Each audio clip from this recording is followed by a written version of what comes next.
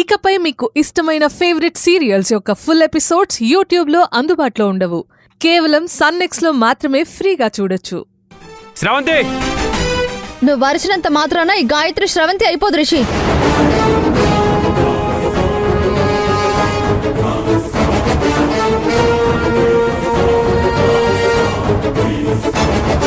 ఇంతవరకు ప్రాధేయపడ్డావు, ఇప్పుడేమో దౌర్జన్యం చేస్తున్నావు.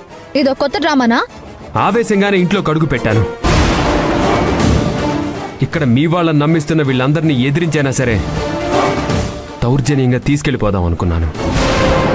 కానీ నువ్వు కనిపించక ముందున్న ఆవేశం నువ్వు కనిపించేసరికి కొవ్వొత్తిలా కరిగిపోయింది. నీ విషయంలో నేను ఎన్నో తప్పులు చేశాను. ప్రేమ పేరుతో నిన్ను నమ్మించాను, పెళ్లి పేరుతో నిన్ను మోసం చేశాను.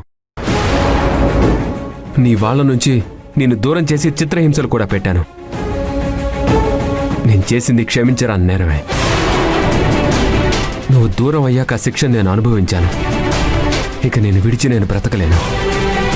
నన్ను క్షమించి నాతో వచ్చేయ్.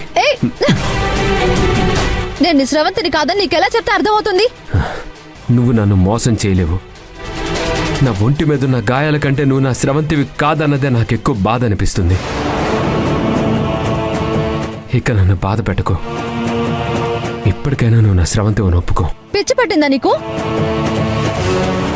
ఒంటి నిండా దెబ్బలతో నిన్ను చూసినప్పుడు అయ్యో పాపమని కొంచెమైనా జాలి కలిగింది. కానీ ఇప్పుడు చూస్తుంటే అసహ్యం వేస్తోంది. ఇక్కడ నుంచి నువ్వు వెంటనే వెళ్ళకపోతే నేను పోలీసులకు ఫోన్ చేస్తాను. వద్దు శ్రవంతి, వద్దు. నాలో ఉన్న పాత్రిషి నిద్ర లేకపోద్దు. చేయొద్దులు. ఎంత ధైర్యం ఉంటే నా కూతురు చేయి పట్టుకుంటావు? మంచి మాటలతో చెప్తే నువ్వు వినవ.